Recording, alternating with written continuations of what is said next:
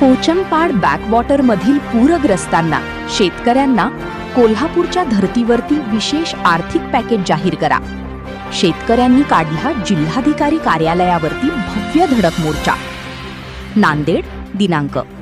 जिल्हा शेतकरी जल आंदोलन संघर्ष समितीच्या वतीने आज जिल्हाधिकारी कार्यालयावरती भव्य मोर्चा काढण्यात आला असून गेली 45 वर्षापासून पोचमपाड बॅकवॉटरमुळे जवळपास 250 ते 300 शेतकऱ्यांचे 50,000 हेक्टर जमीन ही पाण्याखाली येत असून त्याची नुकसान भरपाई कोल्हापूरच्या धर्तीवरती देण्यात यावी यासाठी हा मोर्चा काढण्यात आला आहे. व तसेच पीक विमा न भरलेल्या शेतकऱ्यांना पेरणीपूर्वी 25,000 रुपये तात्काळ वाटप करण्यात यावे यासाठी हा भव्य मोर्चा काढण्यात आला आहे.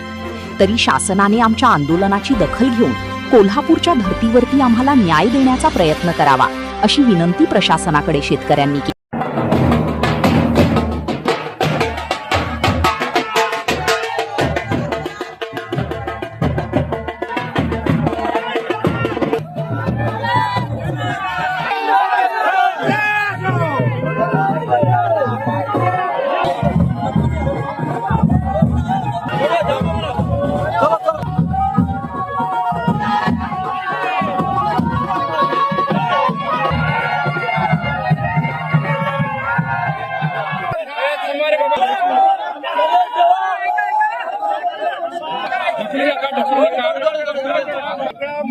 महिला भगिनी हॅलो महिला व्यंकटराव रोशनकर मी शिरीषराव आणि कैलास.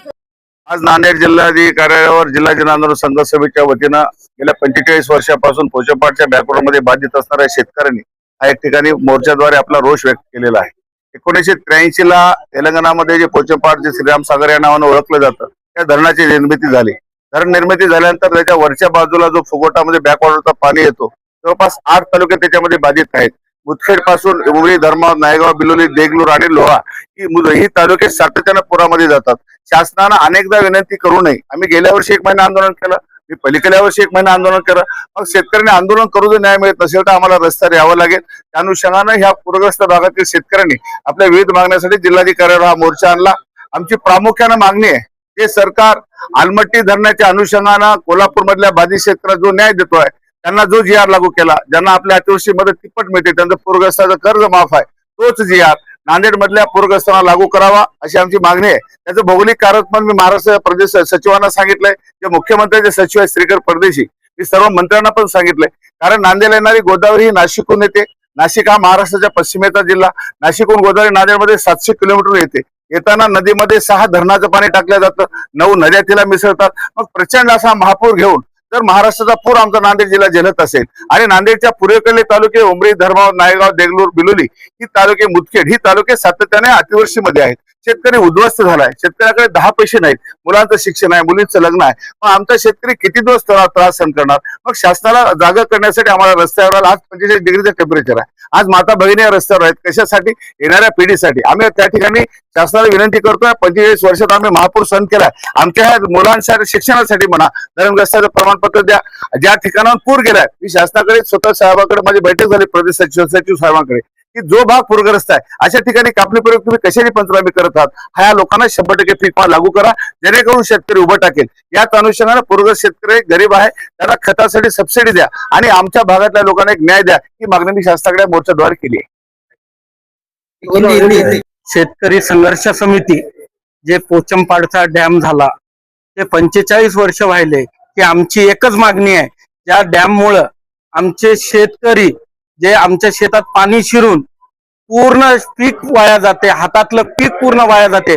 आम्हाला आतापर्यंत एकाही वेळेस मोबदला भेटला नाही आणि जे शेतकऱ्याला मदत भेटते वलितांची बी तेवढीच आणि कोरडवाळूची बी तेवढीच, सारखाच अन्याय दर 45 वर्षापासून आम्हाला अन्याय होत आलेले आहे.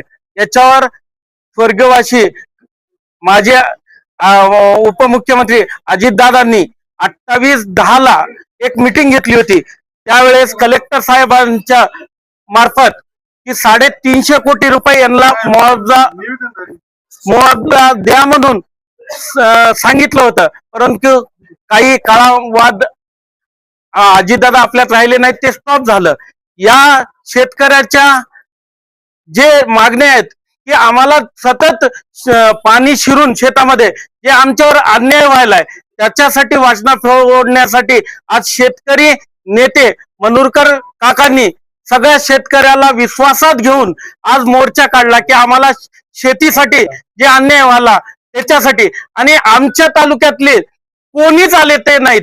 शेतकरी स्वतःला शेतकरी नेते म्हणतात आणि जे आमदार खासदार आहेत ते आज शेतकऱ्यासाठी रस्त्याला यायला पाहिजे. आज ते एसी मध्ये बसून आहेत आणि शेतकरी तळामळा आज 43 डिग्रीच्या तापमानामध्ये शेतकरी मोटरसायकलवर येऊन इथं कलेक्टर ऑफिसला आपल्याला पत्र देत आहे. आणि सर्वात मी खास करून आजपर्यंतच्या इतिहासात पोलीस प्रशासनाचा मनापासून आभार मानतो की आमचं उन्हाचं तहाव बघून पोलीस प्रशासनानं आम्हाला आल्या पाण्याची सोय केली, अशी माणुसकी दाखवली. मी सर्व पोलीस प्रशासनाचं मनापासून आभार मानतो. आणि आमची एकच मागणी राहील, कलेक्टर साहेबांनी आमच्यावर सगळ्यांनी पाठ फिरवली परंतु मायबाप या नांदेड जिल्ह्याचे पालकतत्व तुम्ही आमच्याला शेतकऱ्याला न्याय मिळून द्यावा. मुख्यमंत्र्यांपर्यंत आमची गोष्ट पोहोची करून आम्हाला न्याय मिळवून द्यावा एवढीच विनंती करतो. बरं, किती एकूण किती जमीन गेलेली आहे ओली धर्माबादची? आतापर्यंत अरे खैर नाही रे, बाईट तो होते ना, सबके लेने का है, सब लेने का है. हे न देता